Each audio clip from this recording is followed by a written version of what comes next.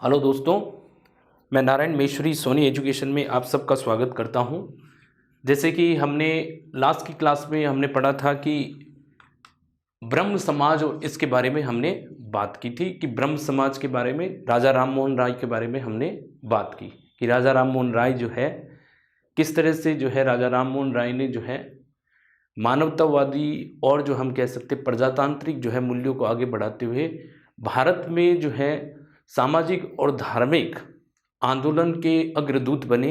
ठीक है, इसी में हमने जो है बात की कि इन्होंने जो है ब्रह्म समाज की स्थापना की। ब्रह्म समाज की स्थापना करने के बाद में कलकत्ता में इन्होंने जो है ब्रह्म समाज की स्थापना की। ठीक है, कलकत्ता में ब्रह्म समाज के बाद में इस ब्रह्म समाज को मैंने बताया कि कैसे ब्रह्म समाज में विभाजन होता है।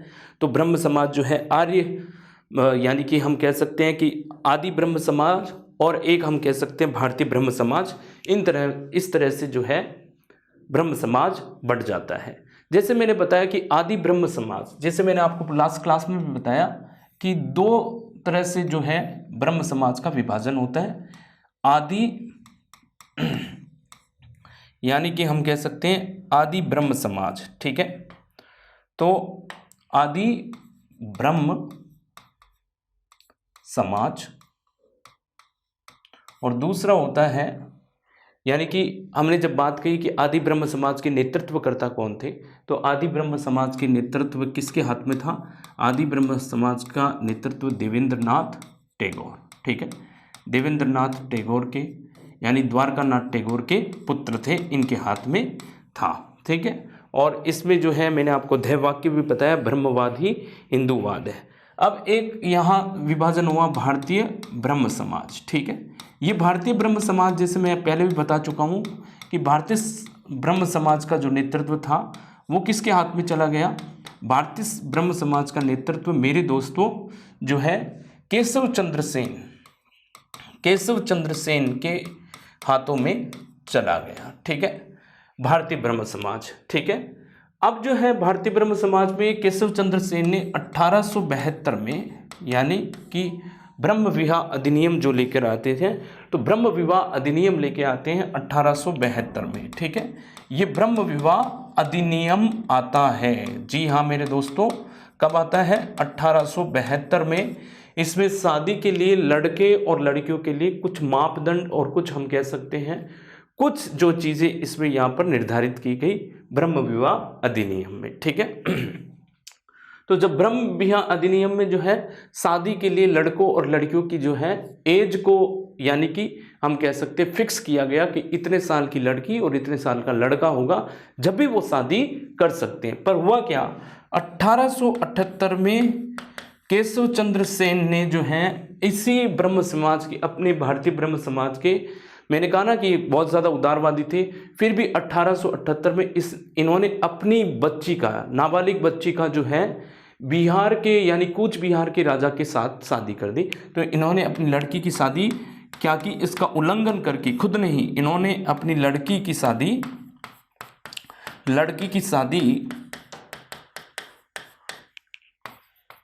कूच बिहार कहाँ है? बिहार में, कूच बिहार के राजा के साथ कर दी। ठीक है, तो राजा के साथ कर दी, तो इससे क्या हुआ? ब्रह्म समाज में फिर से जो है यानी कि फूट पड़ जाता है, दूसरा विभाजन होता है। अब एक नया जो ब्रह्म समाज आता है जिसका नाम क्या होता है? यानी भारतीय ब्रह्म समाज, यानी कि इस समाज में एक नया जो है हम कह सकते हैं कि नया विभाजन होता है। अब आता है एक जो है यानी कि साधारण ब्रह्म समाज की स्थापना होती है। साधारण ब्रह्म समाज की स्थापना किसके नेतृत्व? यानी कि लोग जो है केशव चंद्र, कुछ ग्रुप जो भारतीय ब्रह्म समाज के अंदर था वो केशव चंद्र सेन से क्या कर लेते हैं? रिवोल्ट कर लेते हैं। वो केशव चंद्र सेन की इस डिसीजन से कि आप उदारवादी बात तो कर रहे हो, आप ज़्यादा ही उदारवादी हो रहे हो, पर जब आपकी बेटी की बात आई तो आपने जो है कूच बिहार के राजा के साथ शादी कर दी, वो जो है नाबालिग अवस्था में थी और आपने इसकी शादी कर दी, तो अंदर इनके मतभेद हो जाता है। तो आनंद मोहन बोस के नेतृत्व में यानी कि साधारण ब्रह्म समाज की स्थापना होती है। तो एक दूसरा विभाजन मिलता है हमको यहाँ से कि आनंद मोहन बोस के नेतृत्व में आनंद मोहन बोस के नेतृत्व में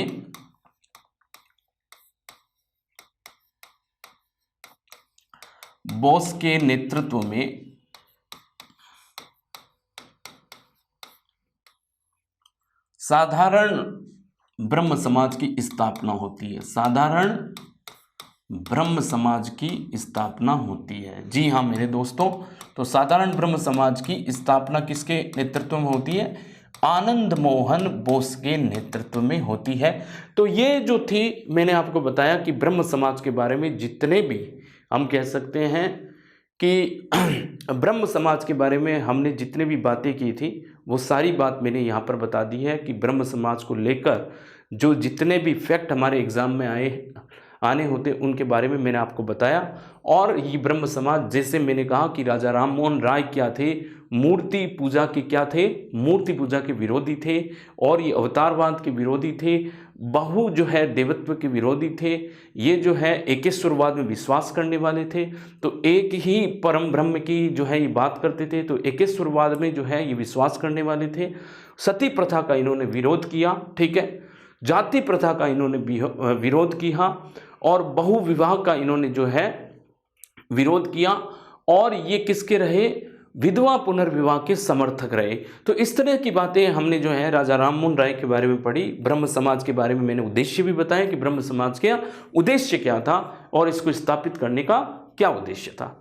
आओ अब हम बात करते हैं कि आर्य समाज के बारे में, स्वामी दयानंद सरस्वती के बारे में। तो स्वामी दयानंद सरस्वती को कौन नहीं जानता है? हम सब ने जो है स्वामी दयानंद सरस्वती का नाम कभी न कभी जो है हमने अपने जीवन में सुना है। तो स्वामी दयानंद सरस्वती के बारे में बात करने से पहले, जैसे मैं आपको बता रहा हूँ कि स्वामी दयानंद सरस्वती ने ही आर्य समाज की स्थापना की थी, तो ये बड़े दूसरे सुधारक हुए। तो स्वामी दयानंद सरस्वती के बारे में हम पढ़ते हैं कि स्वामी दयानंद सरस्वती जो है, स्वामी दयानंद सरस्वती, ठीक है। तो स्वामी दयानंद सरस्वती इनको आप जानते हैं कि स्वामी दयानंद सरस्वती का जो जन्म होता है वो गुजरात के मोरबी में होता है। तो गुजरात के मोरबी में इनका जो है जन्म होता है, ठीक है। तो दयानंद सरस्वती जो है गुजरात के मोरबी में इनका कहाँ होता है? जन्म होता है। और इन्होंने, इनका बचपन का नाम जो था वो मूल शंकर था। क्या था? बचपन का नाम इनका क्या था? मूल शंकर था, ठीक है। तो हम कहेंगे कि जन्म कहाँ होता है? जन्म इनका होता है मोरबी, गुजरात, ठीक है।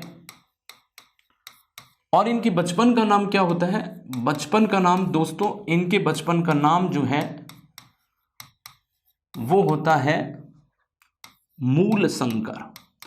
मूल शंकर इनके बचपन का नाम होता है। ये हमारे एग्जाम में कई बार सवाल पूछा गया है कि स्वामी दयानंद सरस्वती का जो हम कह सकते हैं बचपन का नाम क्या होगा, तो आपका आंसर हमेशा क्या होगा?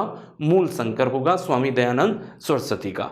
अब देखिए कि स्वामी जी ने जो है दयानंद सरस्वती के जीवन में एक घटना होती है कि 16 वर्ष की उम्र में जो है इनकी एक जो है कजन सिस्टर चली जाती है, चचेरी बहन चली जाती है, जिसके बाद में इनके जीवन में क्या आ गया? वैराग्य आ गया। जी हाँ मेरे दोस्तों, इनके जीवन में क्या आ गया? वैराग्य आ गया। तो हम कह सकते हैं कि 16 वर्ष की अवस्था में जब, यानी कि 16 वर्ष की अवस्था हुई इनकी जब, है ना, तो 16 वर्ष की अवस्था में बहन की मृत्यु के बाद,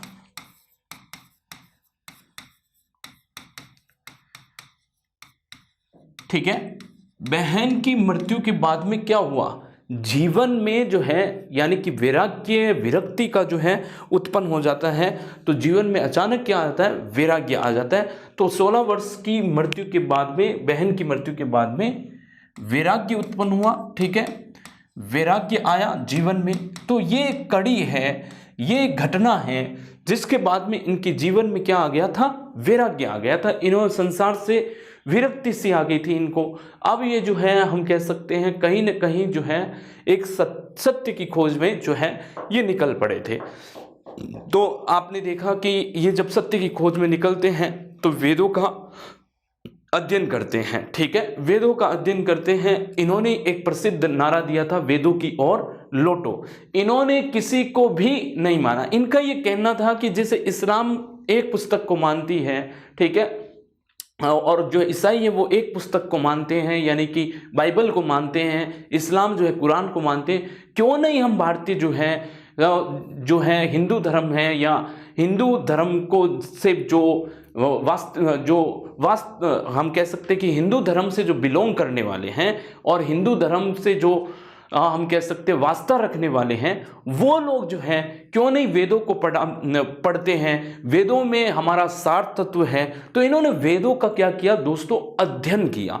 वेदों का अध्ययन किया तो आप जाहिर सी बात है कि जब आप वेदों का अध्ययन जब भी करवाते हो जब आप पर किसी गुरु की कृपा हो, तो ये भी अपने जीवन में जो है यानी कि गुरु बनाते हैं। जब ये गुरु बनाते हैं तो 24-21 वर्ष की अवस्था में इन्होंने क्या किया, पहले तो घर का त्याग कर दिया और 24 वर्ष की अवस्था में इन्होंने क्या ले लिया, संन्यास ले लिया।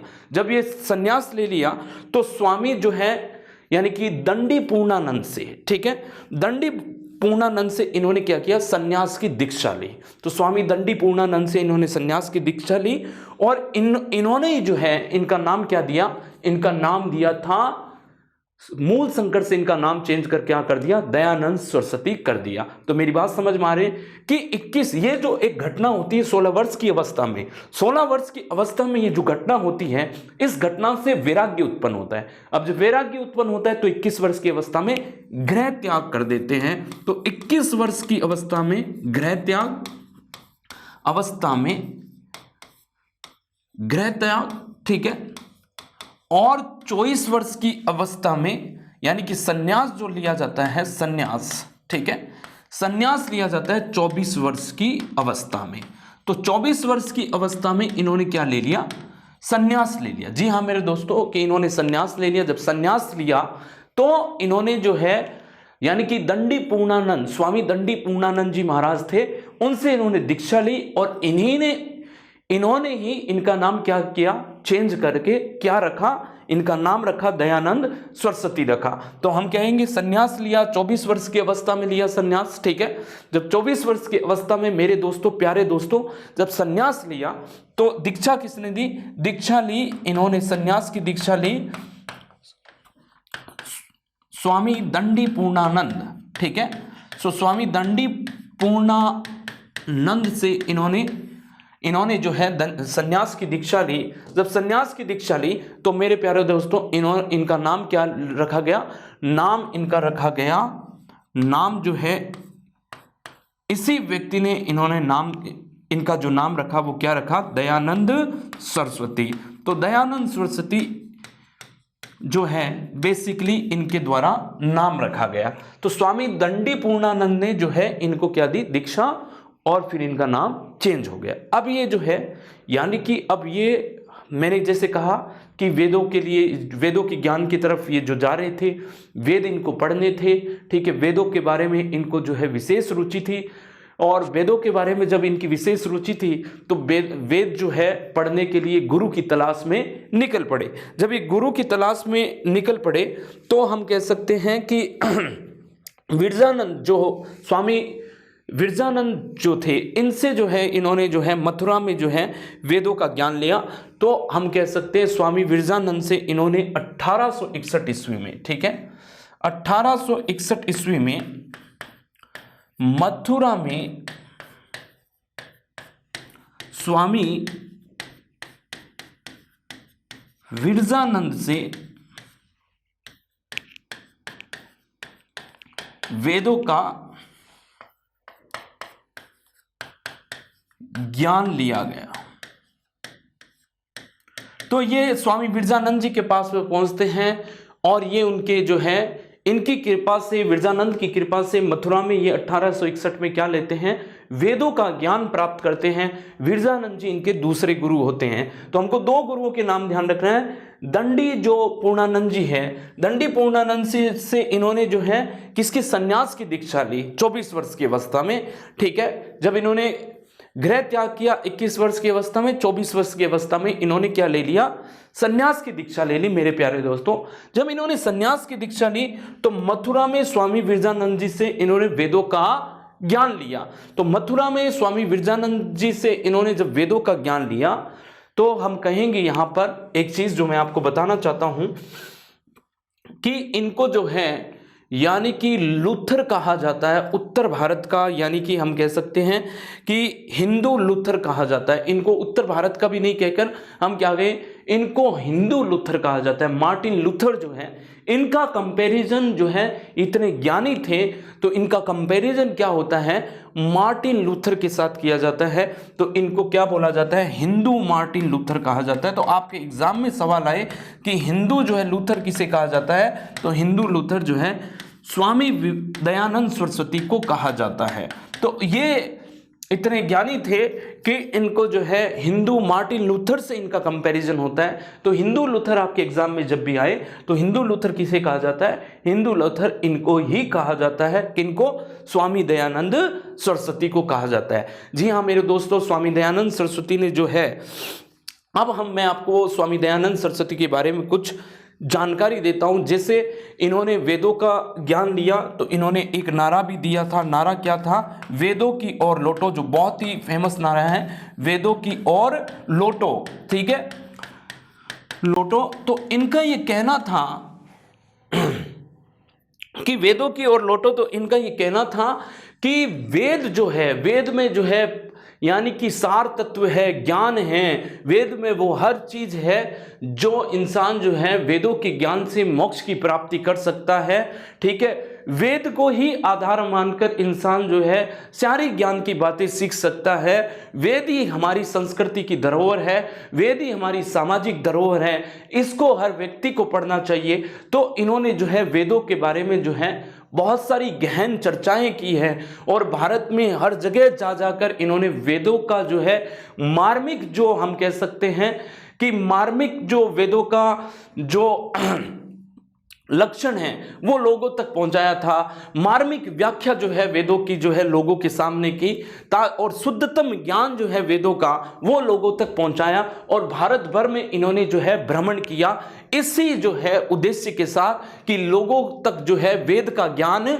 जाना चाहिए ताकि वो आत्मा की शुद्धि कर सके, ताकि वो अपने जो है जीवन की शुद्धि कर सके और इसी जीवन की शुद्धि के साथ वो अपने आप से यानी कि हम कह सकते हैं वो मोक्ष की प्राप्ति कर सकते हैं और वो जो है समाज में चल रही जो कुरीतियां हैं उनका जो है ये विरोध कर सके, ताकि अगर इनको वेदों का ज्ञान होगा तो समाज में जो व्याप्त कुरीतियां हैं, ठीक है, हिंदू धर्म में जो व्याप्त कुरीतियां हैं उनका ये डटकर जो है मुकाबला कर सकते हैं। लोगों को जो है वेदों के बारे में जो है सिखाना बहुत जरूरी है, वेदों को पढ़ाना बहुत जरूरी है, वेदों के बारे में जो है एजुकेट करना बहुत जरूरी है। तभी लोग जो है समाज में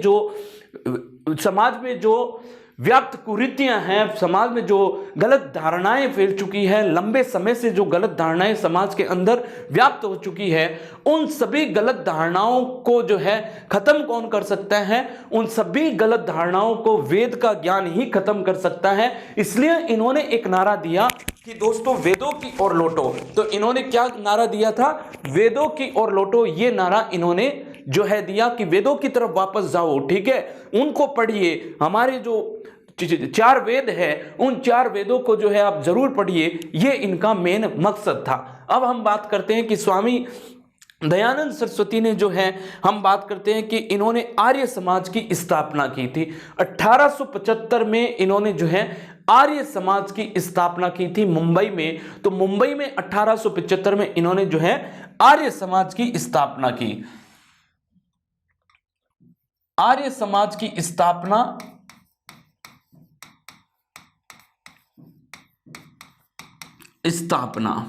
ठीक है 1875 मुंबई में।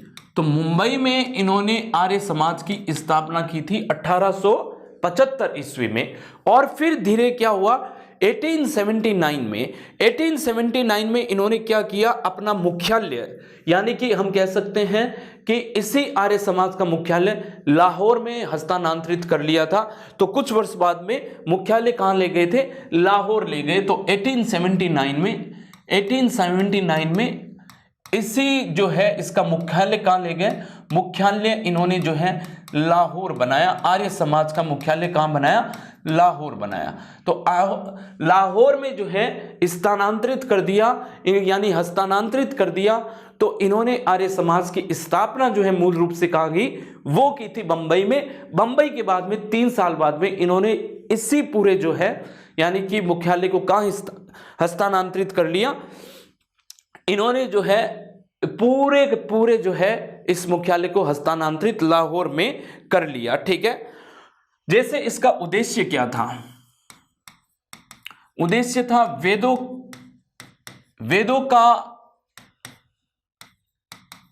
वेदों का शुद्ध ज्ञान स्थापित करना।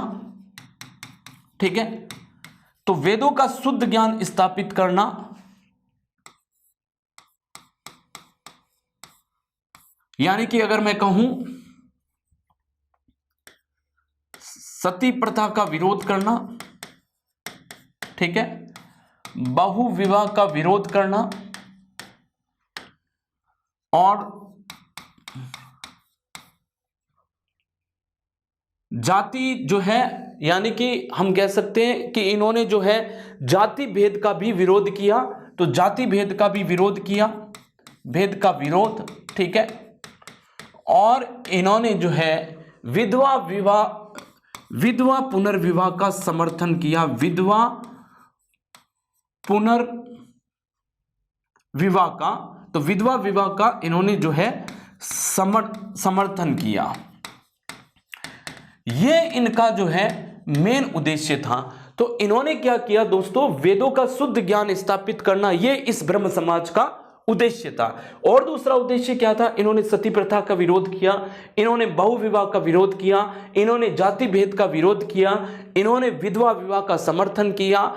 तो इन्होंने इस तरह के जो है विवाह का, यानी कि इस तरह के समाज में चलित जो जितनी भी कुरीतियां थी, उन कुरीतियों का क्या किया था, विरोध किया था। और ये जो है इस ब्रह्म समाज का मुख्य उद्देश्य था स्थापित होने का। तो ये जो आर्य समाज का जो मुख्य उद्देश्य जो क्या था, कि आर्य समाज का मुख्य उद्देश्य जो था वेदों का शुद्ध ज्ञान को वापस स्थापित करना, कि इस लंबी जो है रेस में कई सालों से जो है वेदों का ज्ञान धूमिल हो चुका है, और वेदों का जो ज्ञान है वो तोड़ मरोड़ कर जो है लोगों के सामने जो है पेश किया जा रहा है। तो इनका उद्देश्य था वेदों का जो ज्ञान है वो शुद्धतम ज्ञान जो है यानी कि जनता तक पहुंचे, लोगों तक पहुंचे। तो ये इनके मुख्य उद्देश्य था आर्य समाज का। तो आर्य समाज के मुख्य उद्देश्य के बारे में जैसे मैंने आपको बताया, इन्होंने ये प्रथम जो है समाज सुधारक थे जिन्होंने हिंदी भाषा पर जोर दिया था। इन्होंने हिंदी भाषा का समर्थन किया था कि हिंदी भाषा ही हमारी भाषा है जिसके माध्यम से हम लोगों तक पहुंच सकते हैं। जैसे आप देखिए कि अगर हम बात करते हैं कि ब्रह्म समाज के संस्थापक जो थे वो क्या बात करते हैं, ब्रह्म समाज के संस्थापक ये बात करते अंग्रेजी भाषा का जो है वो क्या कर रहे हैं, अंग्रेजी भाषा का हम कह सकते हैं समर्थन ज्यादा किया। तो राजा राममोहन राय ने जो है अंग्रेजी भाषा का समर्थन ज्यादा किया। तो इन्होंने हिंदी भाषा का समर्थन किया। तो ये एक पहले प्रथम जो हम कह सकते हैं समाज सुधारक थे, प्रथम समाज सुधारक जिन्होंने जो है हिंदी भाषा का समर्थन किया, हिंदी भाषा का समर्थन किया, हिंदी भाषा का समर्थन, पुरजोर इन्होंने हिंदी भाषा का समर्थन किया। जी हाँ मेरे दोस्तों, तो ये हिंदी भाषा का समर्थन, ये इनको पुनरुत्थानवादी कहा जाता है। उत्थानवादी, तो पुनरुत्थानवादी का मतलब क्या होता है, इन्होंने पुनरुत्थानवादी का मतलब ये होता है कि ये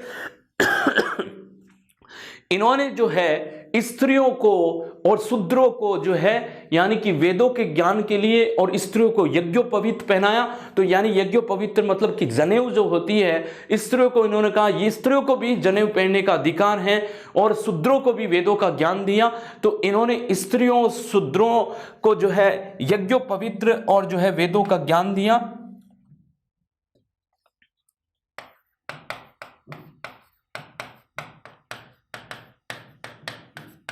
को वेदों का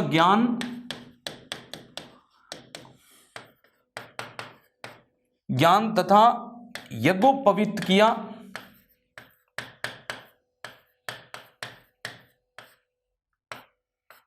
पहनाया। तो इन्होंने ये कहा कि यज्ञोपवीत जो है वो स्त्रियां भी जो है यज्ञोपवीत हो सकती है। शूद्रों के लिए इन्होंने वेदों का जो है ज्ञान जो है, शूद्रों को भी जो है वेदों को ज्ञान देने के लिए इन्होंने आमंत्रित किया।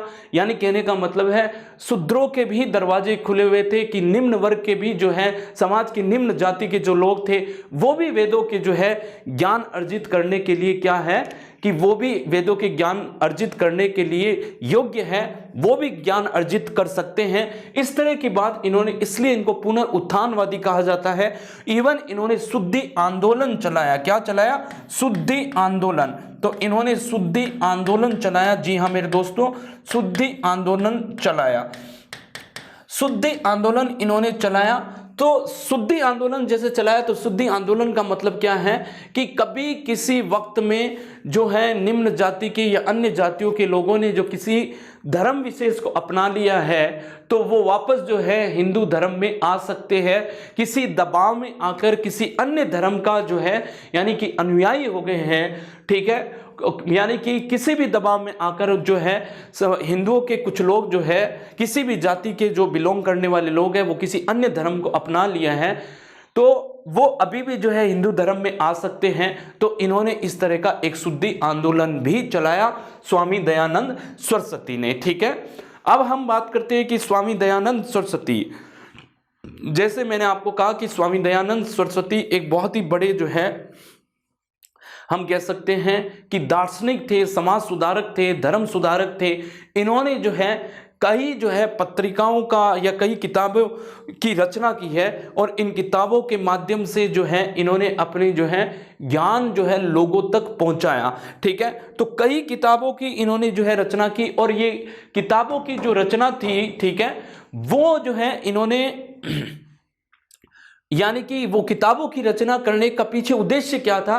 किताबों की रचना करने का मुख्य उद्देश्य इनका ये था कि जो वेदों का ज्ञान है वो लोगों तक पहुंच जाए, वेदों का जो ज्ञान है या उनके जो विचार हैं वो लोगों तक पहुंच जाए। तो श्रीमती एनी बेसेंट ने ये कहा है, ठीक है, इन्होंने कुछ अवधारणा भी दी है। उससे पहले मैं श्रीमती एनी बेसेंट की एक बात आपको कहना चाहता हूं। श्रीमती एनी बेसेंट ने कहा है कि स्वामी दयानंद सरस्वती प्रथम व्यक्ति थे जिन्होंने ये कहा है कि भारत भारतवासियों के लिए है। क्या कहा है? एनी बेसेंट ने कहा है कि स्वामी ने ही कहा है प्रथम बार कि भारत क्या है? भारतवासियों के लिए। तो श्रीमती एनी बेसेंट के अनुसार, मैं आपको लिख देता हूं, श्रीमती एनी बेसेंट के अनुसार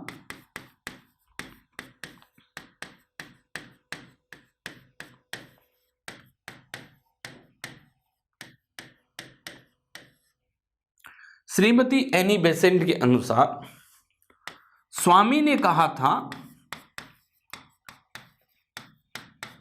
भारत भारतवासियों के लिए है, भारतवासियों के लिए है।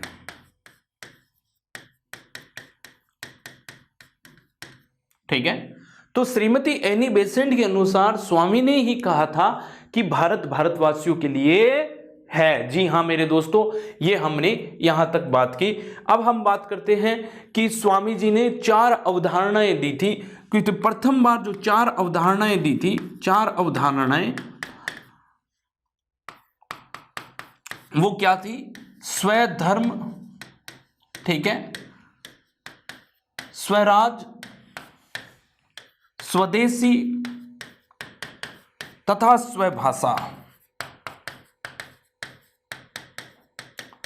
देखिए कि स्वामी दयानंद सरस्वती ही वो व्यक्ति थे जिन्होंने सबसे प्रथम इन 4 अवधारणा को दिया था अपना धर्म, अपने धर्म की जो है सम्मान करना सीखो। अगर यदि हमारे धर्म में किसी भी तरह की कुरीतियां आ गई है और किसी लंबे समय तक कोई जो है धर्म अपनी यात्राएं करता है, तो उस यात्रा में कुछ कुरीतियां आ गई है, तो वो हम सब का कर्तव्य है कि उन कुरीतियों को दूर करके वापस उसके शुद्धतम जो है स्वरूप को स्थापित करना। स्वराज यानी कि अपना राज होना चाहिए, अपना ही व्यक्तियों के द्वारा जो है स्थापित अपना एक स्वराज यानी कि राज होना चाहिए, अपने व्यक्तियों द्वारा स्थापित जो है सरकार होनी चाहिए, ये इनका कहना था। स्वदेशी की धारणा यानी कि सबसे प्रथम स्वराज की धारणा किसने दी थी? आप देखिए कि बाल गंगाधर तिलक से पहले भी स्वराज की जो है अवधारणा किसने दे दी थी? स्वराज की अवधारणा जो है स्वामी दयानंद सरस्वती ने दे दी। स्वदेशी की अवधारणा स्वामी दयानंद सरस्वती ने दे दी थी तथा स्वभाषा की अवधारणा भी स्वामी दयानंद सरस्वती ने दे दी थी। तो स्वामी जी ने इन चार अवधारणा को जो है सबसे पहली बार जो है लोगों के सामने रखा, जो अपने आप में बहुत प्रमुख रूप से जो है यानी कि मुखर हुई थी। प्रमुख रूप से जो है स्वदेशी जो हमारे भारतीय राष्ट्रीय आंदोलन का ये भारतीय राष्ट्रीय आंदोलन में ये अवधारणा एक प्रमुख रूप से हिस्सा बनी थी। एक प्रमुख जो है जन आंदोलन का ये मुख्य विषय रहा था कि स्वराज और स्वदेशी जो हम देखते हैं कि आंदोलन में किस तरह से जो है ये मुख्य जो है दो बातें जो है आंदोलन की मुख्य धारा में रही थी और इन्हीं के नाम पर जो है बड़े बड़े आंदोलन लड़े गए थे। तो आप देखिए स्वामी दयानंद सरस्वती ने ये अवधारणाएं आगे जाकर भारतीय राष्ट्रीय आंदोलन का कैसे पथ प्रदर्शक के रूप में काम करती है, तो वो हम सब जानते हैं कि ये दो धारणाएं से जो है हमने पूरा भारतीय राष्ट्रीय आंदोलन लड़ा। भारत के जो है लोगों ने, भारत के नेताओं ने इन दो जो है धारणाओं के, उन चार धारणाओं में दो धारणाओं को उठाकर, जो प्रमुख रूप से ये दो धारणाएं थी स्वदेशी और स्वराज, ये जो थी ये कहीं न कहीं ये दो धारणाएं जो थी वो अंग्रेजी सरकार को जो है भारत छोड़ने को विवश कर देती हैं। ये अवधारणाएं किसने दी? स्वामी दयानंद सरस्वती। तो आप देख रहे हो स्वामी दयानंद सरस्वती किस तरह के व्यक्तित्व वाले व्यक्ति थे, जो है वो एक बहुत ही जो है हम कह सकते हैं कि प्रतिभाशाली व्यक्तित्व वाले व्यक्ति थे और इन पर अंग्रेज सरकार हमेशा जो है निगरानी रखती थी। अंग्रेज सरकार इन पर हमेशा जो है इनकी जो है हम कह सकते हैं कि इनकी जानकारी हमेशा रखती थी कि ये कहाँ जा रहे, कहाँ से आ रहे, क्योंकि इनका प्रभाव बहुत जगह था। जगह अगर हम बात करें आर्य समाज के बारे में, तो आर्य समाज का प्रभाव जो था वो यूपी में, राजस्थान में, ठीक है, यहां पर जो है आर्य समाज का बहुत ही ज्यादा, पंजाब, यूपी और राजस्थान में आर्य समाज का बहुत ज्यादा प्रभाव रहा। तो आर्य समाज का प्रभाव जो था वो कहां पर ज्यादा था? आर्य समाज का प्रभाव मुख्यतः पंजाब, यूपी तथा राजस्थान में, ठीक है, हमारे प्यारे राजस्थान में, ठीक है, यहां पर जो है आर्य समाज का काफी प्रभाव रहा। आप आगे देखोगे कि स्वामी दयानंद सरस्वती ने यानी कि राजस्थान की यात्रा की थी और राजस्थान के अलग अलग शहरों में इन्होंने जो है ये अपनी यात्राएं की थी। तो राजस्थान के शहरों में इन्होंने जो है खूब यात्राएं की, ठीक है, तो वो हम जब आगे हमारे लेक्चर में देखेंगे किस तरह से ये अपनी यात्राएं पूरी करते हैं, ठीक है। तो अब जब हम बात करते हैं यहाँ से कि इन्होंने जो है सबसे ज़्यादा, जैसे मैंने कहा कि ये पंजाब में सबसे अधिक सफल रहा। अब हम बात करते हैं कि इनके द्वारा कुछ महत्वपूर्ण रचनाएं जो हैं, इनकी रचनाओं के बारे में हम बात करते हैं। महत्वपूर्ण रचनाएं, इनकी महत्वपूर्ण रचनाएं, जैसे इनकी महत्वपूर्ण, इन्होंने ये पाखंड के बहुत विरोधी थे। कोई भी लोग पाखंड करते थे तो ये पाखंड के विरोधी थे। तो ये जगह जगह जाकर जो है जो पाखंड लोग करते थे उनका जो है हम कह सकते हैं कि इन पाखंडियों के ये विरोधी थे। और इन्होंने कुंभ के मेले में, हाँ जी हाँ मेरे दोस्तों, पाखंड खंड जो है एक हम कह सकते हैं कि एक ध्वजा या एक जो है पताका लहराई थी। तो इन्होंने पाखंड खंड जो है बेसिकली यानी कि झूठ मतों का खंडन करने के लिए, जो भी झूठे मत थे उस समय, जो हिंदू धर्म के ऊपर जो अन्य धर्म के लोग जो कटाक्ष कर रहे थे, जो लोग जो है भारत में ईसाई धर्म का जो है प्रचार प्रसार कर रहे थे, वो हिंदू धर्म को टारगेट कर रहे थे, ठीक है। जो ईसाई धर्मावलंबी जो ब्रिटेन से आए हुए थे, वो आकर यूरोप से आए हुए थे, भारत में जो है हिंदू धर्म को नीचा दिखाने के लिए अलग अलग जो है प्रयास कर रहे थे। तो इन सारे झूठों मतों का खंडन करने के लिए इन्होंने जो है कुंभ में जो है पाखंड खंडिनी जो है पताका लहराई थी। तो इन्होंने कुंभ के मेले में पाखंड खंडिनी पताका लहराई। उससे पहले महत्वपूर्ण रचनाओं में जैसे एक तो पाखंड खंड मत, ठीक है, तो इनकी एक महत्वपूर्ण रचनाएं हैं पाखंड खंड मत, ठीक है, पाखंड खंड मत, ठीक है। फिर हम वल्लभाचार्य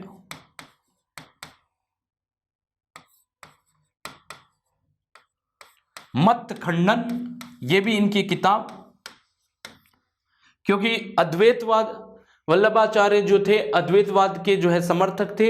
इन्होंने एक और किताब लिखी, ये अद्वैतवाद को नहीं मानते थे। अद्वैत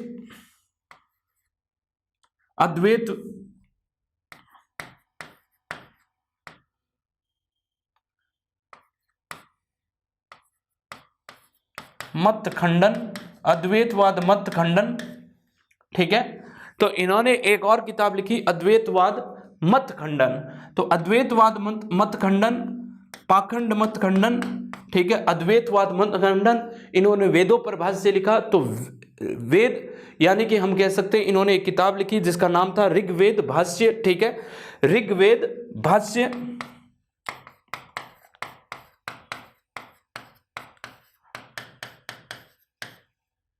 इन्होंने एक और किताब लिखी जिसका नाम था वेद भाष्य, ठीक है। तो इन्होंने जो है कई किताबें लिखी जैसे वेद भाष्य, ठीक है, वेद भाष्य भूमिका, इस किताब का नाम पूरा। और एक जो बहुत ही इंपॉर्टेंट जो किताब है वो मैं आपको यहां बताना चाहता हूं, सत्यार्थ प्रकाशन, ठीक है, सत्यार्थ प्रकाशन। सत्यार्थ प्रकाशन इन्होंने लिखी 1875 ईस्वी में लिखी। और इसका अधिकांश भाग जो है कहां लिखा गया था, अधिकांश भाग उदयपुर में लिखा गया था। अधिकांश भाग कहां लिखा गया, उदयपुर में लिखा गया। तो उदयपुर में इसका अधिकांश भाग लिखा गया। देखिए दोस्तों, कहां लिखी गई, तो उदयपुर में नहीं लिखी गई। ये आरपीएससी में एक बार सवाल पूछा हुआ है, फिर आरपीएससी ने ये सवाल काटा था कि ये बुक कहां लिखी गई, उसमें ऑप्शन उदयपुर आया था। अधिकांश भाग लिखा गया उदयपुर में, पूरी बुक नहीं लिखी गई, अधिकांश। तो ये कंट्रोवर्सी में आ गया था।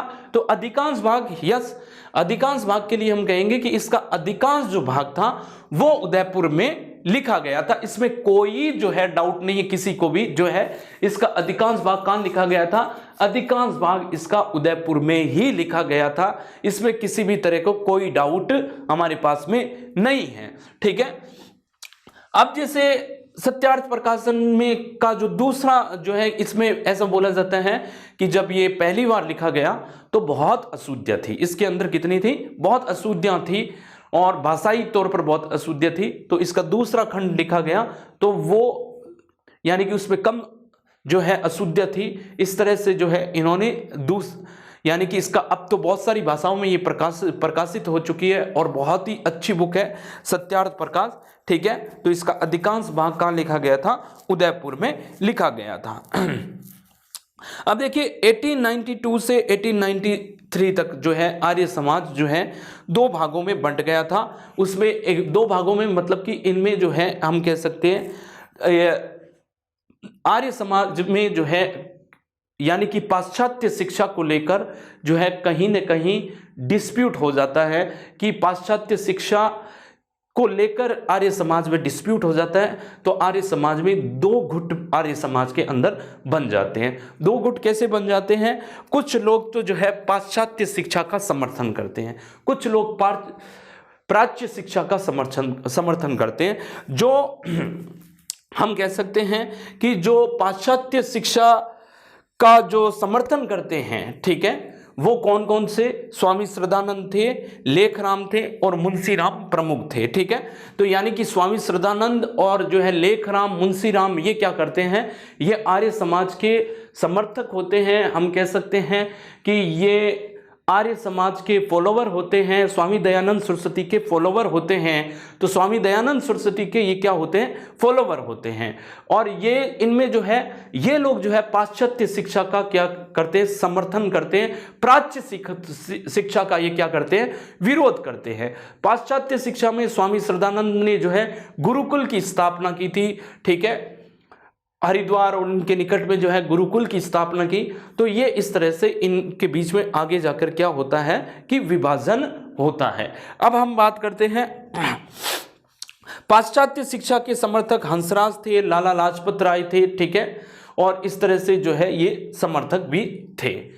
अब हम बात करते हैं यहाँ से जैसे मैंने आपको ये बताई महत्वपूर्ण रचनाएं, पाखंड खंड मंथनी, वल्लभाचार्य मत खंडन, अद्वैतवाद मत खंडन, ऋग्वेद भाष्य, वेद भाष्य भूमिका, सत्यार्थ प्रकाश, इनके बारे में। अब स्वामी जो दयानंद सरस्वती थे, ये स्वामी दयानंद सरस्वती 1865 में करौली आते हैं, करौली के राज के अतिथि बनते हैं। तो 1865 में स्वामी दयानंद सरस्वती कहाँ आते हैं, स्वामी दयानंद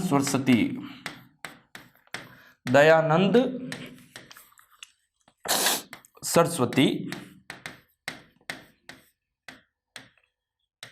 करौली में राज अतिथि के रूप में, यहां से जो है ये फिर जो है हम कह सकते हैं इन्होंने फिर पुष्कर की यात्रा की, अजमेर की यात्रा की, ठीक है, और फिर ये भरतपुर आते हैं, ठीक है, भरतपुर भी जाते हैं, भरतपुर के बाद में हम ये कहेंगे ये उदयपुर भी जाते हैं, ठीक है, उदयपुर के बाद में ये जो है जोधपुर भी जाते हैं, चित्तौड़ भी जाते हैं, जोधपुर भी जाते हैं, चित्तौड़ भी जाते हैं, ठीक है, बेनाड भी जाते हैं। तो इन जगह पर ये जाते हैं। जैसे उदयपुर में तो हम कह सकते हैं कि उदयपुर में कौन थे, उदयपुर में सज्जन सिंह थे, उदयपुर में उस समय कौन थे, सज्जन सिंह ने इनका स्वागत किया, सज्जन सिंह, ठीक है। और जोधपुर, भरतपुर, अब हम चित्तौड़ की बात करें, जोधपुर की मैं बात करूंगा, जोधपुर की बात मैं इसलिए करूंगा थोड़ा सा स्पेशल है जोधपुर और इनका रिलेशन। चित्तौड़ में कविराज श्यामल ने जो है, यानी कि कविराज श्यामल ने इनका जो है यहां पर कविराज श्यामल ने इनका जो है स्वागत किया। जोधपुर के राजा थे जसवंत सिंह जी, कौन थे इस समय, जसवंत सिंह जी थे जोधपुर के राजा। इन्होंने जो है इनका ये जसवंत सिंह जी के दरबार में जब पहुंचते हैं तो ये देखते हैं कि जसवंत सिंह जी के ऊपर जो है, यानी कि हम कह सकते हैं कि जसवंत सिंह जी के ऊपर एक जो है वेश्या का प्रभाव बहुत ज्यादा था, और वो वेश्या का नाम क्या था, नन्ही देवी, ठीक है, नन्ही जो थी, नन्ही नामक जो है एक वेश्या थी, इसका प्रभाव जो है जसवंत सिंह जी के ऊपर बहुत था। ये देखकर जो है इन्होंने दरबार में जो है वेश्या गमन के जो है, जो हम कह सकते हैं कि वेश्या गमन के जो है दोष बताने लगे, दरबार में खड़े होकर इन्होंने जो है वेश्या गमन के दोष बताने लगे। तो जसवंत सिंह जी और नन्ही के बीच में क्या हुआ कि धीरे धीरे गैप आना चालू हो गया था। जसवंत सिंह जी इस नन्ही से जो है स्वामी दयानंद सरस्वती की शिक्षा से जो है जसवंत सिंह जी धीरे धीरे इससे दूरी बनाने लगे। तो कहीं ना कहीं नन्ही देवी जो है इनसे नाराज हो जाती है, और ऐसा माना जाता है कि इनके जो है भोजन में जहर मिला दिया गया था, यानी कांच पीसा हुआ कांच जो है इनके भोजन में मिला दिया गया, जिससे इनकी तबीयत खराब हो जाती है और अजमेर के चिकित्सालय में इनकी जो है मृत्यु हो जाती है। तो स्वामी की मृत्यु जो है अजमेर के चिकित्सालय में हो जाती है, क्योंकि ऐसा बोला जाता है कि इसी नन्ही ने, ठीक है, कि इनके जो भोजन था उसमें कांच पीसकर मिला दिया, ठीक है। तो इनकी मृत्यु कहाँ होती है, इनकी मृत्यु होती है अजमेर में। तो अजमेर में इनकी मृत्यु हो जाती है। जी हाँ मेरे दोस्तों, तो ये हमने बात की, तो ये हमने जो है बेसिकली जो हमने बात की कि ये हमने जो है बेसिकली इस बात की कि कैसे जो है स्वामी दयानंद सरस्वती का जो है राजस्थान से विशेष लगाव था। राजस्थान में इन्होंने खूब यात्राएं की, और जोधपुर के राजा जसवंत सिंह जी के दरबार में इस नन्ही नामक जो वेश्या थी, इसी वेश्या ने जो है इनको क्या किया कि इनसे जो है यानी कि इनसे जो है हम कह सकते हैं कि ये नन्ही इनसे नाराज हो गई थी, और नाराज होकर जो है इसने क्या किया, एक तरह से कि इसने दुखी होकर, नाराज होकर, ठीक है, स्वामी के प्रवचन से जो है जसवंत सिंह जी और नन्ही के बीच में क्या हुआ कि गैप आना चालू हो गया, दूरियां आनी चालू हो गई। तो कहीं न कहीं ये इनकी जान की दुश्मन बन गई थी, और इसने जो है इस यानी कि कांच पीस कर जो है इनके खाने में दे दिया गया, जिससे इनकी अजमेर में मृत्यु हो गई। तो हमने यहाँ तक आज जो है दयानंद सरस्वती के बारे में बात की। एक बार हम वापस देख लेते हैं हमने क्या बात की थी। मैंने आपको जो है अगर बात कहूँ कि तो हमने यहाँ से जो है बात की थी कि कैसे जो है स्वामी दयानंद सरस्वती जो थे वो गुजरात में इनका जन्म होता है, मोरबी नामक स्थान पर इनका जन्म होता है। बचपन का नाम इनका क्या होता है, बचपन का नाम मेरे दोस्तों इनका नाम होता है मूल शंकर। तो मूल शंकर इनके बचपन का नाम होता है, ठीक है। अब 16 वर्ष की अवस्था में बहन की मृत्यु हुई, तो इनके जीवन में क्या आता है, वैराग्य आता है। जीवन में वैराग्य आता है तो ये जो है छोड़कर चले जाते हैं, यानी कि अपने हम कह सकते हैं कि जीवन में जब वैराग्य आता है तो इनके जीवन में विरक्ति आती है। विरक्ति आती है तो 21 वर्ष की अवस्था में इन्होंने घर को छोड़ा। 21 वर्ष की अवस्था में घर छोड़ा तो संन्यास धारण किया। संन्यास धारण किया 24 वर्ष की अवस्था में इन्होंने संन्यास धारण किया। और दीक्षा किससे ली, दीक्षा ली स्वामी दंडी पूर्णानंद से, ठीक है। तो ये नाम ध्यान रखना है, एग्जाम में पूछा जाता है, इसलिए मैं बार बार आपको कह रहा हूं, ठीक है। अब इन्होंने ही जो है दंडी पूर्णानंद ने ही इनको जो है स्वामी दयानंद सरस्वती नाम दिया था। तो आपका एग्जाम में ये पूछ ले कि किसने जो है स्वामी दयानंद सरस्वती को जो है मूल शंकर का नाम स्वामी दयानंद सरस्वती रखा, तो आपका आंसर हमेशा क्या होगा, स्वामी दंडी पूर्णानंद ने जो है मूल शंकर का नाम क्या रखा, दयानंद सरस्वती रखा। 1861 में मथुरा में स्वामी विरजानंद से वेदों का ज्ञान लिया इन्होंने। तो 1861 में क्या लिया, स्वामी विरजानंद से इन्होंने जो है मथुरा में वेदों का ज्ञान लिया। जब वेदों का ज्ञान लिया और तो ये जो है वेदों के जो है सार तत्व को समझने लगे, वेदों का गहन अध्ययन किया।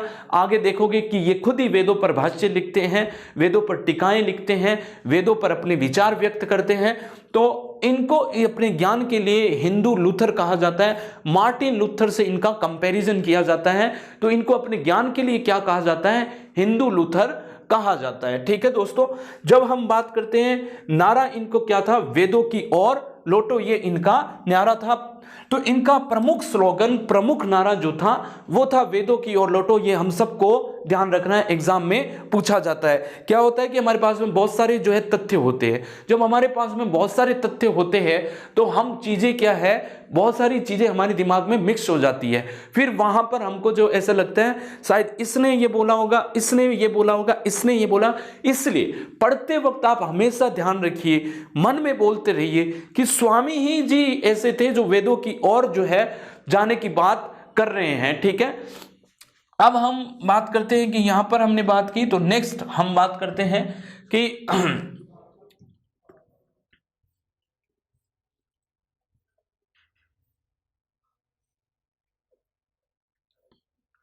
आर्य समाज की स्थापना ये करते 1875 में। तो 1875 में आर्य समाज की स्थापना होती है। तो 1875 में आर्य समाज की स्थापना होती है। कहां होती है, मुंबई में होती है। और 1879 में इन्होंने जो है मुख्यालय कहां बना लिया था, लाहौर में जो है अपना मुख्यालय स्थापित कर लिया। उद्देश्य क्या था, वेदों का शुद्ध ज्ञान स्थापित करना, सती प्रथा, बहुविधा जाति वेद का विरोध करना, विधवा विवाह का इन्होंने समर्थन किया कि जो विधवाएं हैं वो पुनर्विवाह कर सकती है और इनको पूरा हक है, पूरा जो है अधिकार है, और ये जो है नारी की अस्मिता का सवाल है और ये एक बेसिक ह्यूमन राइट्स है, हम कह सकते हैं नागरिक अधिकार है, वो जो है शादी कर सकता है, ठीक है। इस तरह से इन्होंने प्रथम समाज सुधारक थे जिसने हिंदी भाषा का समर्थन किया। तो इन्होंने जो है ये हिंदी भाषा का समर्थन करने वाले सुधारक थे, ठीक है। फिर इनको पुनरुत्थानवादी कहा जाता है। तो पुनरुत्थानवादी स्त्रियों शूद्रों को वेदों का ज्ञान तथा यज्ञोपवीत को जो है के समर्थन में थे, तो हम कहेंगे यज्ञोपवीत के समर्थन में थे। तो ये इसका इस सोच का समर्थन करते थे कि सब व्यक्ति जो है वेदों का ज्ञान प्राप्त कर सकते हैं, सब उसके लिए योग्य हैं।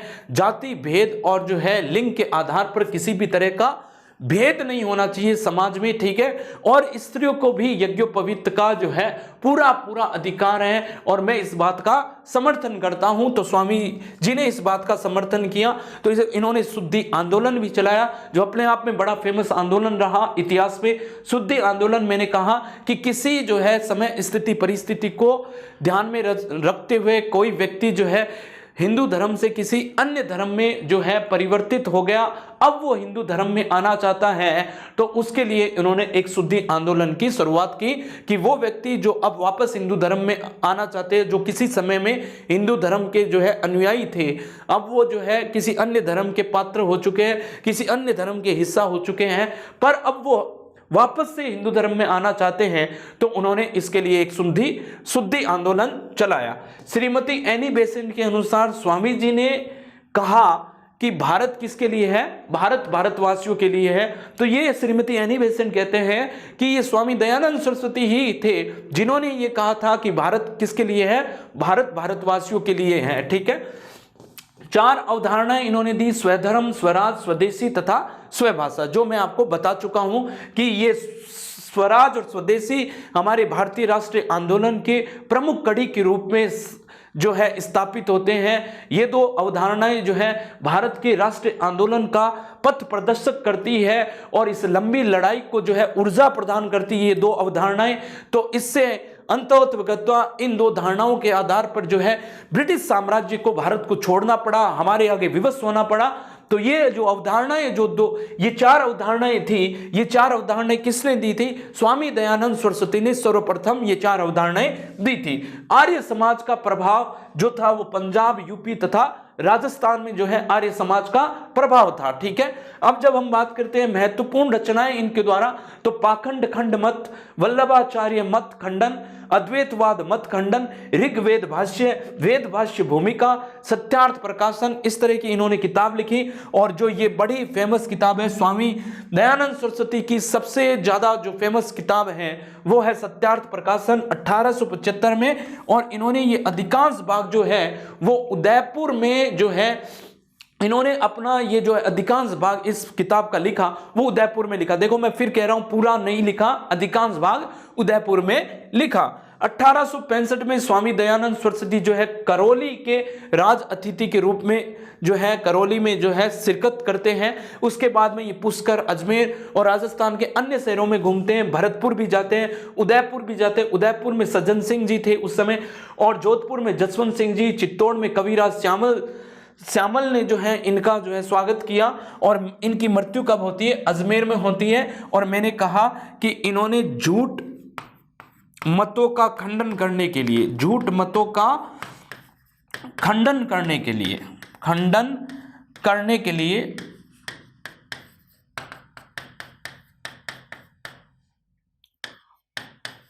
पाखंड खंडिनी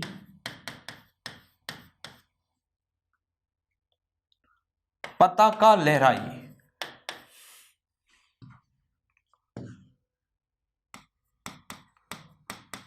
ठीक है, तो इन्होंने झूठ मतों का खंडन करने के लिए पाखंड खंडनी पताका जो है इन्होंने लहराई। आगे के लेक्चर में हम आगे के समाज सुधारकों के बाद में धर्म सुधारकों के बारे में बात करेंगे। तब तक के लिए आप गुनगुनाते रहिए, हंसते रहिए। Thank you so much.